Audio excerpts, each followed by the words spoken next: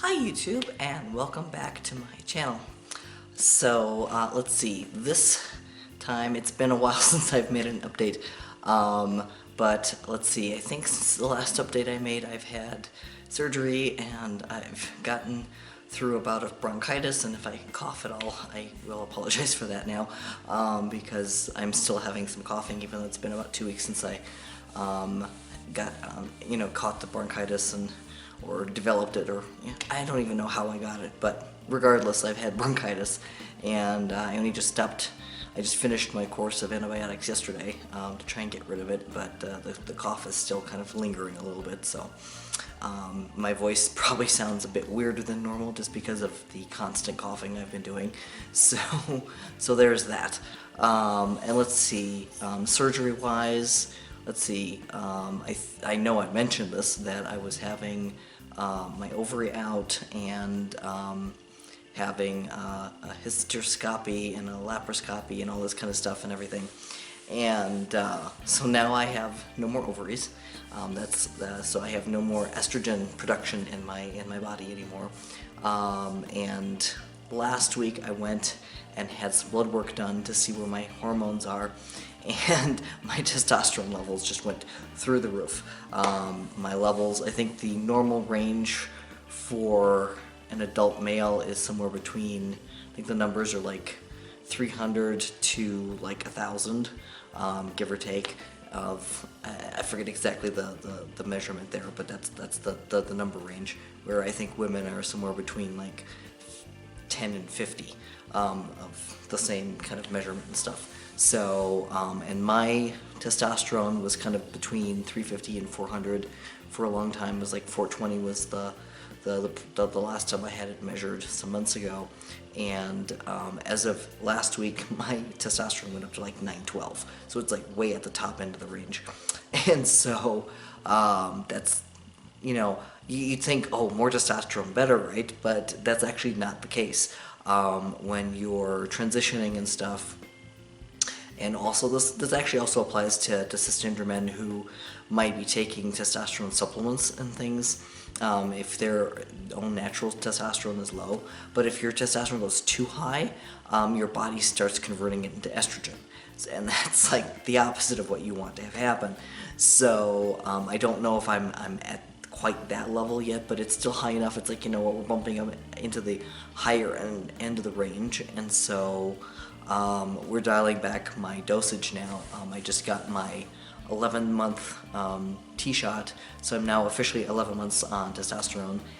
So I'm getting close to my first year, and because of that, because of the hormonal changes and everything, my doctor said dial it back to half of what you've been taking. So I've been taking an injection of 1 milligram of the testosterone every 2 weeks, and so we're now going down to half a milligram every 2 weeks, just to see how that does. Excuse me, told you, bronchitis. And so yeah, so we're reducing that, and then I'm having my hysterectomy is scheduled now for June 26th. So that's going to be my next big surgery. Obviously that's not going to affect me hormonally since I don't have the ovaries anymore, but because I've developed the fibroids in my uterus, it's going to eliminate the pain I've been having. And that's actually, now that my testosterone levels are even higher, that's actually gotten worse. And so I'm guessing I've had even more fibroids develop because of it. So I'm like, okay, let's just get rid of everything. I'm done with it. I'm just really done with having to deal with that part of my anatomy. Have wanted to get rid of that part of my anatomy for a long time, and I'm really looking forward to just kind of being done with it. So we're gonna do that, and then after that I'm probably gonna go through and get my hormones tested again before getting my next exam with my endocrinologist, just to see where I'm at with everything. So that's basically my update of where I'm at health-wise, and everything, and so things are progressing. We're having to readjust everything and stuff, and I can now understand, because when I first saw my endocrinologist almost a year ago, I really wanted to go on the subcutaneous implants, just so I wouldn't have to go for injections regularly. But I can see the wisdom of why he hesitated to do that, because when you're first going on testosterone, you kind of have to test your levels and everything, and kind of make sure that you get to the right levels. And now with all the surgeries and everything, you know, my levels have changed a lot. If I was on the subcutaneous thing, they'd have to dig it out of me and put a new one in with a different dosage and stuff. And so it's actually, you know, for right now the injections are good, just because it's easier to switch things up and regulate, you know, where I'm at. And I think once I'm kind of like at a good level, and you know, once I have all my surgeries and stuff done, then you know, we don't have to worry about any other hormonal changes and fluctuations and things in my body. And so we can kind of like figure out like, okay, it's been 6 months here, whatever, and your levels have been steady with this amount that you're getting, and then at that point it'll make sense to do the subcutaneous implants. If I can get the one that's good for 6 months, I will. That would be awesome if I just have to go in and get that changed twice a year. I know that the other one is like at 3 months, every 3 months and stuff, so we'll just have to see what my doctor says once I get to a point where my levels remain steady with my testosterone.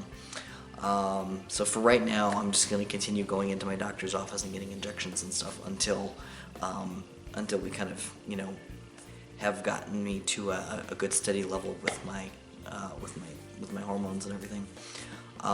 Otherwise, you know, just everything just continues to progress. Obviously, you know, my voice is still changing, but you know, with the bronchitis, it's changed quite a bit again. So not quite sure where my voice actually is, since I've just been doing all this coughing and stuff, and so my voice would be, even if I wasn't on testosterone, it would be deeper and rougher anyway because of that. So we'll see where that is once that clears up out of my system. And just, you know, everything's just kind of progressing slowly. Because I don't have the ovary anymore, my weight has started to drop off, which is actually kind of exciting to me. One thing I have for a long time suspected was that hormones were a factor in my not being able to lose weight, because I mean, my doctors are always lecturing me like eat healthier and calories in, calories out, and all this kind of crap, and it's like the body is a lot more complex than just calories and that kind of thing. And I eat, I would say, relatively healthy. I mean, I eat in moderation. I try and follow a paleo diet most of the time. I wouldn't say 100% of the time, but I do try to eat higher protein, lower carb. For carbs, I try to stick with whole grains and fresh veggies and fruits and that kind of thing. I mean, do I once in a while have ice cream? Of course. Once in a while, do I have a piece of cake or something? You know, pastries and excuse me, pastries and things. I mean, yes, of course, I don't eat that every day, but every couple of weeks I will indulge myself, because I think, you know, if you just completely deny yourself this stuff all the time, it gets harder and harder to resist, and then all of a sudden you're binging it. And so it's better for me to have a little bit of that kind of stuff once in a while, and just allow myself to have it, as long as I'm just not like just stuffing myself full of it all the time, and trying to eat healthy most of the time.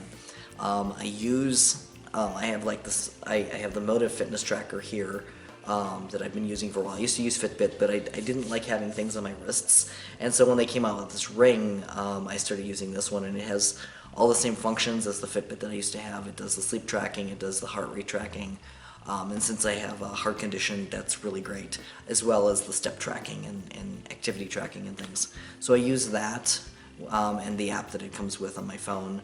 I also use Google Fit on my phone. I have a Withings scale that measures body fat, bone density, that kind of thing. And then I also have my MyFitnessPal, where I can log in what I'm eating every day. And so I kind of use all of that stuff in conjunction with each other. So especially with MyFitnessPal, it takes the data from, so Motive and Google Fit are kind of synced together. So they share data and everything, and that information is then shared with MyFitnessPal, and then MyFitnessPal also gets my weight data from Withings, and so that all dumps into MyFitnessPal, and then I record what I eat every day, and it kind of says, okay, based off of your activity levels, here's your base calories that you should be consuming today, plus here's the calories that you've been burning from your activity levels, and then here's the amount of calories you should be consuming today based off of your weight loss goals and stuff. And I want to lose like a pound a week, that kind of thing, something sensible. And so it gives me all these calculations, and I say 95% of the time I never exceed those calories. In fact, most of the time I fall short. And I'm not purposely trying to fall short by any means. I'm not trying to starve myself. I eat as much as I need to satisfy my hunger, and that's it. If I'm not hungry, I don't eat. Very often in the mornings I'm not hungry, and if I'll do anything, I'll have a cup of decaf coffee, or I have been switching up since my cholesterol data came back. My cholesterol, my LDL and HDL went down, but my triglycerides went up. So I'm like, okay, I need to fix that. And so my doctor was like, okay, double your omega-3 intake. So I've done that. And she's like, okay, try to increase your fiber intake. So I was taking fiber supplement caplets, but I've switched to drinking a glass of Metamucil every morning instead to kind of increase it. Because to do the pills, you're supposed to take like five, was it, I think 3 of them 5 times a day, or some ridiculous number of pills to equal like 1 or 2 glasses of Metamucil. I'm like, okay, let me just do the glass of Metamucil and see if that helps. So I'm doing a bunch of things like that to try and help with my triglycerides and stuff, health-wise. But I'm glad that my cholesterol is down, because normally with testosterone it can actually increase it. And so, but thankfully that's gotten better. But for some reason my triglycerides went up, so I'm working on trying to fix that. And I'm dialing back my sugar intake again. I mean, I don't consume that much sugar, but I'm trying to dial that back and try and sticking to like fresh fruit and stuff rather than treating myself. And I'm treating myself a little bit less often on processed carbs and sugars and things, and treats like that. And when I drink tea and coffee and stuff, I use a natural sweetener called erythritol, which is a naturally occurring sugar alcohol that occurs in fruits and stuff. And so I'm been using that as my sweetener. It's one of the only sweeteners that I can take that doesn't affect my gastritis, since I have chronic gastritis. And so most sweeteners, like I can't do Splenda, I can't, and don't even get me started on aspartame and all those other crappy things. All of those kick off my gastritis, something awful, so I can't go near them. I can do stevia, if you're wondering, but the stevia for me is ridiculously bitter. And while I was using stevia for a while, when I discovered the erythritol, I never went back, because that one doesn't have a bitter aftertaste for me. Some people are okay with the bitter of stevia. For me, it's just too much. My taste palette, for some reason, really is reacting to it and stuff, and so everything is just really bitter, and it kind of defeats the purpose of me using a sweetener, because it's instead of making it just sweeter, it's slightly sweeter, but it's really bitter. And so, like, really bitter coffee is not enjoyable to drink for me. Really bitter tea and, whatever. So, I've been avoiding all that stuff. So, yeah, I just got all this stuff kind of going on and trying to maintain my health levels and everything, and trying to get my hormones back in where they're supposed to be for my transition and everything. So far so good. I mean, obviously, like I said, my testosterone's like way off the charts, so we're dialing that back and hopefully getting it back to a more normal, like mid-range level is what we're trying to do for that. But yeah, that's basically where I'm at right now. Just in other news in terms of just ranting on just trans issues in general. I've been seeing more and more news reports of transgender women of color being, not just attacked but murdered. There's two just in the last couple of days that I've seen news reports on, and this is not okay. I mean, just because somebody wants to transition from transition based off of their identity, just because somebody feels, just because you don't like that we're doing this does not give you the right to kill us, or attack us, or whatever. And I don't understand, and I mean, on one hand, it's like, I'm experiencing more white male privilege here just because transgender men in general don't get attacked as much. I mean, it has happened. There was an incident just a few weeks ago in Colorado Springs where a trans guy was on his front porch, on his property, sitting with his girlfriend, just enjoying a nice warm afternoon, sitting on his front porch. And apparently, I forget if it was one guy or if it was a group of guys, but they came in and they attacked him, and used all sorts of gay slurs and this, that, and the other, and just it's like, why are people doing this? Why are people so threatened by those of us who we don't feel comfortable in the bodies we were born in, and we're just changing our bodies to conform with what we will feel more comfortable with? That's it. That's all we're doing. We're not hurting anybody by doing this. And yet people seem to feel, personally threatened by us doing these changes. But it's our bodies. Why? I'm talking specifically to those people who really are against trans people. Like, why do you feel so threatened by us? I don't understand this. And I'm grateful that I happen to live in a community where thankfully everyone is fairly tolerant, and I have very tolerant friends and family members and my neighbors and everybody, and so I feel relatively safe where I'm at right now. And because I'm transitioning male, I am seen as less of a threat in general. It's the transgender women, especially the women of color, who are left and right being assaulted, attacked, murdered. Was another transgender woman in Denver recently that was just out with her friends. They went out for an evening, they had some drinks, they went dancing, they had a good night, and they were just on their way home when they were attacked, and the transgender woman had her jaw broken. I mean, she was out with friends. I mean, her friends, were sadly unable to protect her. You'd think that being out with a group of friends would keep people from attacking, but nope. I mean, people are just assholes out there, and it's a scary time. And if you honestly think that we're doing this, that we're transitioning because we're mentally unstable, whatever, it's like, do you think that, considering all of the risks involved with transitioning and the attacks that people are doing, that people would, do you think by attacking us that you're going to make us stop? Of course not.